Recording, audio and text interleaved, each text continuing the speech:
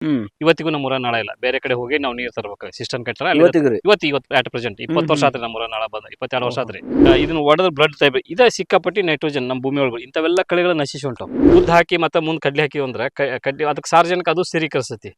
ಅದಕ್ಕೆ ನೀವು ಗೋಧಿ, ಜೋಳ, ಕುಸಿಬಿ ಇಂಥವೆಲ್ಲ ಹಾಕಿ ಚೆನ್ನಾಗಿ ಬರ್ತೈತಿ. Okay okay okay. ಮತ್ತು ಅವಾಗ ಅವರು ಮತ್ತೊಂದು ಎರಡು ಮೂರು ಕೊಟ್ಟರು, 3 ಎರೆಹುಳು ತೊಟ್ಟಿ ಅದ್ರಿ. ಒಂದು 2 ವರ್ಷ ಮಾಡ್ತಾ ಇದ್ದೆ. ಅದನ್ನ ಹೆಂಗೆ ಮಾಡ್ತಿದ್ದೆ ಅಂತಂದ್ರೆ ನಮ್ಮ ಊರಾಗ ನಳ ಬರ್ತಿತ್ತು. ನೋಡ್ರಿ ಈಗ ಒಂದು ಎಂಥ ವಿಪರ್ಯಾಸ ಅಂದ್ರೆ 22 ವರ್ಷದಿಂದ ನಮ್ಮ ಊರಾಗ ನಳ ಬರ್ತಿತ್ತು. ಅದ ನಳದ ನೀರನ್ನ ನಮ್ಮ ಮನೆಗೆ ಬಳಸಿ ಉಳಿದ ನೀರನ್ನ ಅದಕ್ಕೆ ಹಾಕಿ ಎರೆಹುಳು ಗೊಬ್ಬರ ಮಾಡ್ತಿದ್ದೆ. ಮುಂದೆ ಕೊನೆಗೆ 22 ವರ್ಷದಿಂದ ನಳ ಬರೋದು ಬಂದ್ ಆಗ್ಬಿಟ್ರಿ. ಇವತ್ತಿಗೂ ನಮ್ಮ ಊರಾಗ ನಳ ಇಲ್ಲ. ಬೇರೆ ಕಡೆ ಹೋಗಿ ನಾವು ನೀರು ತರ್ಬೇಕು, ಸಿಸ್ಟಮ್ ಕಟ್ಟಾರ ಅಲ್ಲಿ. ಇವತ್ತು ಅಟ್ ಪ್ರೆಸೆಂಟ್ 20 ವರ್ಷ ಆದ್ರಿ ನಮ್ಮ ಊರಾಗ ನಳ ಬಂದ, 22 ವರ್ಷ ಆದ್ರಿ. ನಳನ ಬರಂಗಿಲ್ಲ ಈಗ. ಮುಂದೆ ಈ ಎರೆಹುಳು ಗೊಬ್ಬರ ಮಾಡೋದು ಪ್ರಶ್ನೆ ಬಂತಲ್ಲ. ಊರಿಗೆ ಹೊಲಕ್ಕೆ ಬಂದ್ರೆ ಕುಡಿಯಾಕ ನೀರಿಲ್ಲ. ಇದು ಮತ್ತ ಇದಕ್ಕೆ ಎರೆಹುಳಕ್ಕೆ ನೀರ್ ಬೇಕಲ್ಲ, ನೀರ್ ಕೊಡೋರು ಯಾರು ಅಂತೇಳಿ ಹಿಂಗೆಲ್ಲ ಪ್ರಶ್ನೆ ತಲ್ಯಾಗ ಕಾಡಾಕತ್ತಿದ್ರಿ. ಕಾಡಾಕತ್ತಿಂದ ಮುಂದ್ ಕೆಲವೊಂದಿಷ್ಟು ಜನ ಏನ್ ಹೇಳಿದ್ರೆ, ಜೀವಾಮೃತ ಮಾಡಿದ್ರೆ ಬಾಳ ಚೆನ್ನಾಗ್ ಆಕತಿ ಅಂತ. ಜೀವಾಮೃತ ಮಾಡಿ ಚೆನ್ನಾಗ್ ಆಕತಿ ಖರೆ. ಅದಕ್ಕೆ ಒಂದು 200 ಲೀಟರ್ ನೀರ್ ಬೇಕಲ್ಲ ಒಂದ್ ಟ್ಯಾಂಕಿಗೆ. ಅಂತಾವು ನಾವು 20 ಎಕರೆ ಹೊಲಕ್ಕೆ ಎಷ್ಟು ನೀರ್ ತರ್ಬೇಕ? ಅದೆಲ್ಲ ನಮಗ ಆಗ್ಲಾರ್ದು ಅಂತೇಳಿ ಅದು ತಪ್ಪಂತಲ್ರಿ, ನಮ್ಮ ಮನಸ್ನ್ಯಾಗ ಅದು ಮೂಡಾಕತ್ರಿ. ಇದಕ್ಕಿನ್ನ ಹಿಂದೆ ನಮ್ಮ ತಂದಿ ನೋಡ್ಲಾರ್ದಕ್ಕ ನಮ್ಮ ತಾಯಿಯವರು ನಾವೆಲ್ಲ ಸೇರಿ ನಮ್ಮ ಅಜ್ಜ ಅಮ್ಮನ ಮನೆಯಾಗಿದ್ದೀವ್ರಿ. ಬಾಲ್ಯದೊಳಗೆ ನಾವು 4ನೇ ಕ್ಲಾಸ್ ಒಳಗೆ ಹೊಲ ಹಾಕದೇನ್ರಿ. ನಾವು ನಮ್ಮ ಅಜ್ಜಾರ ಊರಾಗ್ರಿ 4ನೇ ಕ್ಲಾಸ್ ಇರ್ತಾ ಹೊಲಕ್ಕೆ ಹೋಗಿದ್ದೆ. ಹೊಲಕ್ಕೆ ಕಾಯಕ್ ಹೋಗಿದ್ದೆ, ರಾತ್ರಿ ಮಕ್ಕೊಳಕ್ ಹೋಗಿದ್ದೆ. ಅವಾಗೆಲ್ಲ ಅವ್ರು ಕೃಷಿ ಮಾಡೋದು ನಮ್ಮ ಮನದಟ್ಟಾಗಿತ್ತು. ನಮ್ಮ ಅಜ್ಜಿ ಹಂಗಿದ್ದ ಅಂತಂದ್ರಿ, 45 ಕಾಗಾರ್ದನ ರೀ. ಒಂದು ತುಸು ಹೆಚ್ಚು ಕಡಿಮೆ 18 ಎತ್ತಿನ ಕಮ್ತ. 45 ಕಾಗಾರ್ದನ, 18 ಎತ್ತಿನ ಕಮ್ತ, ಒಂದು 30 ಕೂರಿಗೆ ಹೊಲ ರೀ. ಒಂದ್ 10 ಕೂರಿಗೆ ಹೊಲ. ಅದ್ರೊಳಗೆ ಬೆಳೆಸಿಂಗ್ ಹಾಕ್ತಿದ್ದ, ಗೋಧಿ ಹಾಕ್ತಿದ್ದ. ಅದ ಹೊಲಕ್ಕ ಮರನೇ ವರ್ಷ ಮೆಣಸಿನ ಗಿಡ ಹಾಕ್ತಿದ್ದ. ಎಡಿ ಕುಂಟಿ ಹೊಡಿತಿದ್ದ, ಕಳೆ ತೆಗಿಸಿದ್ದ, ಬೆಳಿ ತರ್ತಿದ್ದ. ಮೆಣಸಿನ್ಕಾಯಿ ಬೆಳಿ ಮೇಜರ್ ಕ್ರಾಪ್ ನಮ್ಮದಲ್ಲಿ. ಮೆಣಸಿನ್ಕಾಯಿ ಬೆಳಿ ಹೆಂಗ್ ತರ್ತಿದ್ನ ಅಂತಂದ್ರಿ, ನಾವೆಲ್ಲ ಇವತ್ತು ಕ್ವಿಂಟಲೇ ಮಾತಾಡ್ತೀವಿ.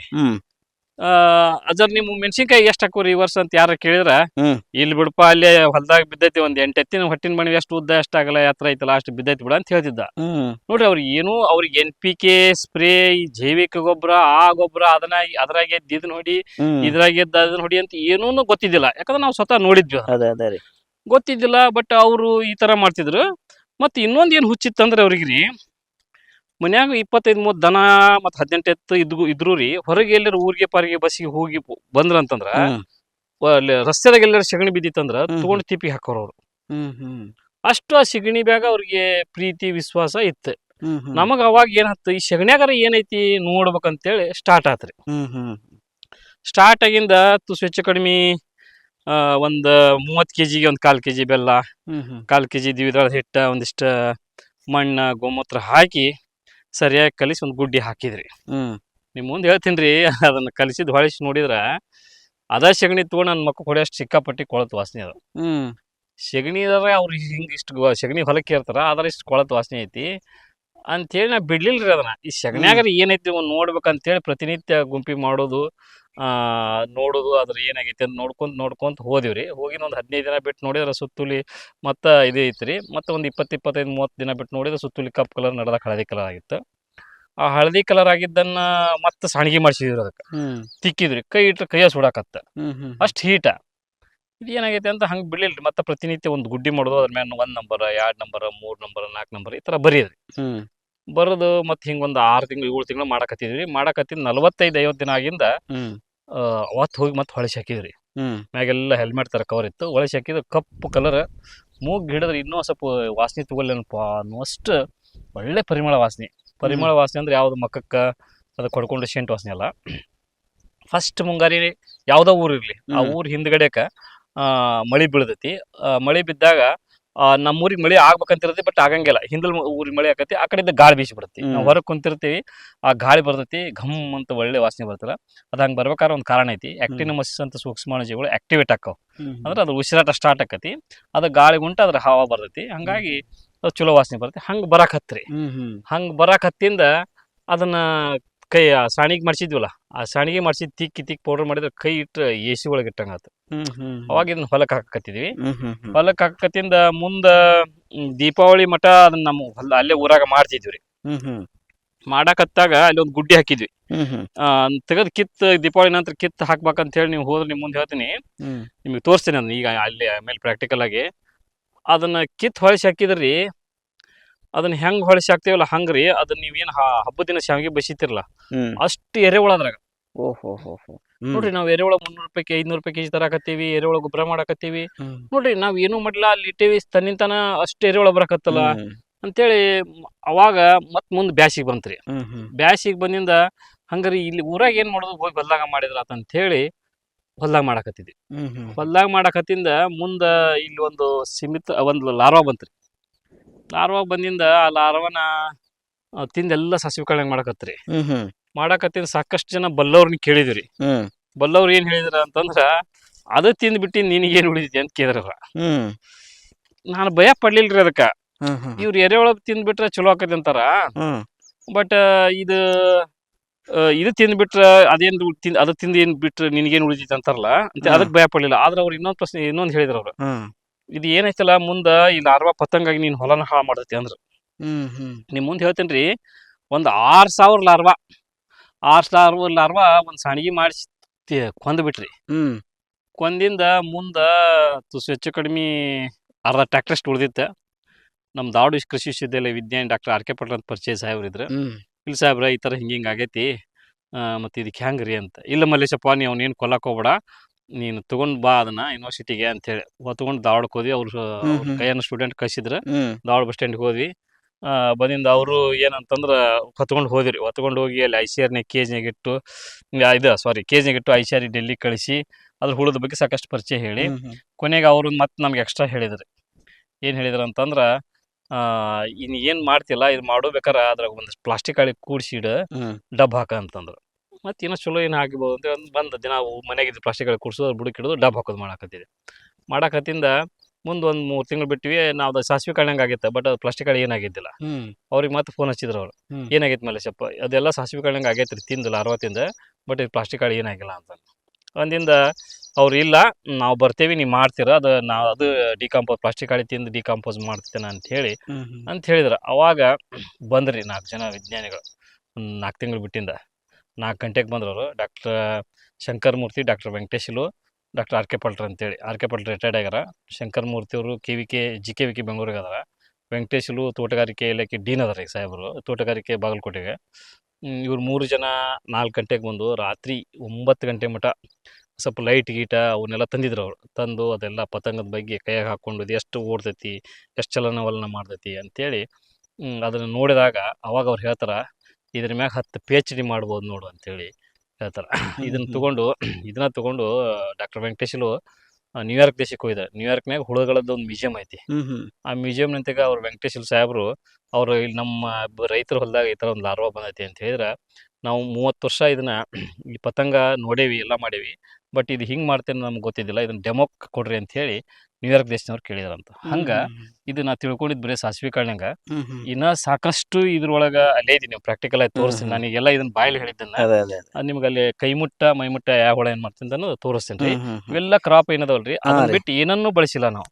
ಇದು ಉದ್ರಿ, ಇಲ್ಲಿ ನೀವು ನೋಡ್ತಿರ್ಬೋದ್ರಿ, ಇದು ಮೋಸಂಬಿ ರೀ, ದಾಳಿಂಬ್ರಿ, ಹಿಂಗೆಲ್ಲ ಕರಿಬೇಗಡ ರೀ. ಇದು ಇನ್ನೊಂದು ಇದು ಕರಿಬೇಗಡ ರೀ. ಇಲ್ಲ ಐತಿ ನೋಡ್ರಿ, ಇದು ಕಳೆ. ಇದೊಂದು ಮೆಂತೆ ಕಸ ಕಳೆ ಅಂತ ಹೇಳ್ರಿ. ಇದು ಬಹಳ ಅದ್ಭುತವಾದ ಕೆಲಸ ಮಾಡ್ತ್ರಿ. ಇದ್ರೊಳಗೆ ಸಿಕ್ಕಾಪಟ್ಟಿ ಯೂರಿಯಾ ರೀ. ಇದು ಹಸುವಿಗೆ ಒಳ್ಳೆ ಫುಡ್ ರೀ. ಇದನ್ನ ಗುಲ್ಬರ್ಗ ಸೈಡ್ ಎಲ್ಲ ರೀ ಏನ್ ಮಾಡ್ರ ಅಂತಂದ್ರ, ಇಷ್ಟತ್ರ ಬೆಳಿತಿದ್ರಿ. ಸಣ್ಣ ಸಾಸಿವೆ ಕಾಳಂಗ್ ಬೀಜ ಆಗತ್ರಿ, ನೋಡ್ಬೋದ್ರಿ. ಸಾಸಿವೆ ಈ ಬೀಜ ಇಲ್ರಿ, ಜಸ್ಟ್ ಒಂದ್ 40-50 ದಿನದ ಐತ್ರಿ. ನಾ ಕಿತ್ ತೋರಿಸ್ತೀನಿ ನಿಮ್ಗೆ. ಇದ್ರದ್ದು ಬೀಜಕ್ರಿ ಇದನ್ನ ಜ್ಯೂಸ್, ಇದನ್ನ ಪಾಯಸ ಮಾಡ್ಕೊಂಡ್ ಕುಡದಾರ ಇದ್ರಾಗ. ನೋಡ್ರಿ ನಮ್ ಮಣ್ಣ ಎಷ್ಟು ಲೂಸ್ ಐತೆ ಅನ್ನೋದು ಇದು ಅರ್ಥ ಹೇಳ್ತೈತಿ. ಇಲ್ಲ ಐತಿ ನೋಡ್ರಿ, ನೋಡ್ರಿ ಜಸ್ಟ್ 40 ದಿನದ್ರಿ. ರೂಟ್ಸ್ ನೋಡ್ರಿ, ಜಸ್ಟ್ ಈ ತುಂತುರು ಹನಿಗೆ ರೂಟ್ ಹೆಂಗ್ ಬಂದ ನೋಡ್ರಿ. ಅಂದ್ರ ನಮ್ ಭೂಮಿ ಸಾಯಿಲ್ ಹೆಲ್ತ್ ಇತ್ತಂದ್ರ ಒಂದ್ ಅಡಿ ಮೇಲೆ ಜಸ್ಟ್ 40 ದಿನದ್ರಿ. 40 ದಿನದ್ರಿ. ಇದನ್ನ ಒಡೆದ ಬ್ಲಡ್ ಟೈಪ್ ಇದ ಸಿಕ್ಕಾಪಟ್ಟಿ ನೈಟ್ರೋಜನ್ ನಮ್ ಭೂಮಿ ಒಳಗೆ ಇಂಥವೆಲ್ಲ ಕಳೆಗಳ ನಶಿಸಿ ಹೊಂಟಾವ್. ನಾವೆಲ್ಲ ಬೀಜ ಮಾಡ್ತೇವಿ. ಏನ್ ಗಿಡ ಅಂತಾರೆ ಇದಕ್ಕೆ? ನಮ್ ಕಡೆ ಮೆಂತೆ ಕಳೆ ಅಂತಾರ್ರಿ. ಬೇರೆ ಬೇರೆ ಕಡೆ ಬೇರೆ ಬೇರೆ ಹೆಸರು ಐತ್ರಿ ಅದಕ್ಕ. ಬಹಳ ಅದ್ಭುತ ಕೆಲಸ. ಮತ್ತ್ ಹಸುಗಳು ಒಳ್ಳೆ ಫುಡ್ ರೀ.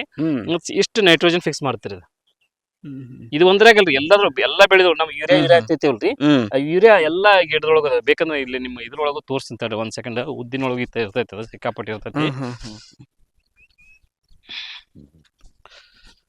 ಗಿಡ ತನ್ನ ರಕ್ಷಣೆ ಮಾಡ್ಕೊಂಡು ಇದನ್ನು ಕೊಟ್ಕೊಂಡ್ರ ವಾತಾವರಣ ಇರುವಂತ ಸಾರ್ವಜನಿಕವನ್ನ ಹೀರ್ಕೊಂಡ್ರಿ ನಮ್ ಬೆಳಿಗ್ಗೆ ತಾನ್ ಬೆಳೆದ ನಮ್ ಮುಂದಿನ ಬೆಳೆ ಕೊಟ್ಟಕೋರಿ ನೋಡ್ರಿ. ಇದು ನೋಡ್ರಿ, ಇದು ಉದ್ದಲ್ರಿ, ಇಲ್ಲಿ ಇದು ಎಷ್ಟು ಲೆಂತ್ ಐತಿ ನೋಡ್ರಿ. ಇದೆಲ್ಲ ಪ್ರತಿಯೊಂದು ರೂಟ್ನಾಗ ನೋಡ್ರಿ ಕಾಣಿಸ್ತೈತ್ರಿ. ಹೌದು ಕಾಣಿಸ್ತೈತ್ರಿ, ಇದು ಉದ್ರಿ. ನಾ ಮುಂದೆ ಹೆಸರಿನಾಗ ತೋರಿಸ್ತೀನಿ ಇದನ್ನ. ಇದು ನೋಡ್ರಿ, ಹೌದನ್ರಿ? ಹೌದ್ರಿ.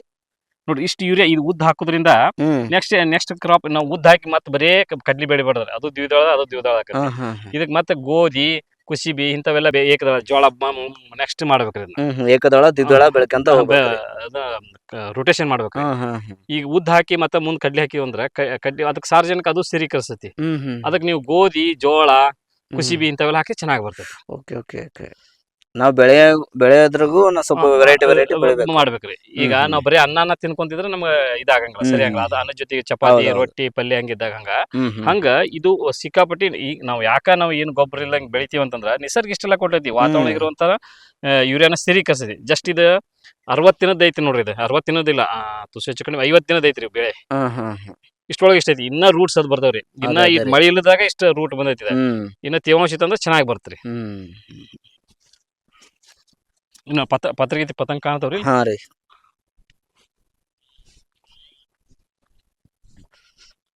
ಈಗ ಉದ್ದು ಬೆಳ್ಕೊಂಡಿದ್ರ, ಈ ಕಡೆ ಕಡ್ಲೆ ಬೆಳ್ಕೊಂಡಿದ್ರ. ಈ ಕಡೆ ಇದು ಗೆಜ್ಜೆ ಶೇಂಗಾ ಅಂತ ಹೇಳ್ರಿ. ಗೆಜ್ಜೆ ಶೇಂಗಾ ರೀ. ಅದು ಬಳ್ಳಿ ಶೇಂಗಾ ಅಂತ ಬೇರೆ, ಅಲ್ಲೇ ನಿಮ್ಗೆ ತೋರಿಸ್ತೀನಿ ಆಮೇಲೆ.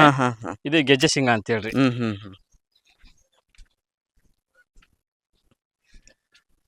ಈ ತರ ಮಿಕ್ಸ್ ಕ್ರಾಪ್ ಹಾಕೋದ್ರಿಂದ ಏನು ಬೆನಿಫಿಟ್ ನಮಗ?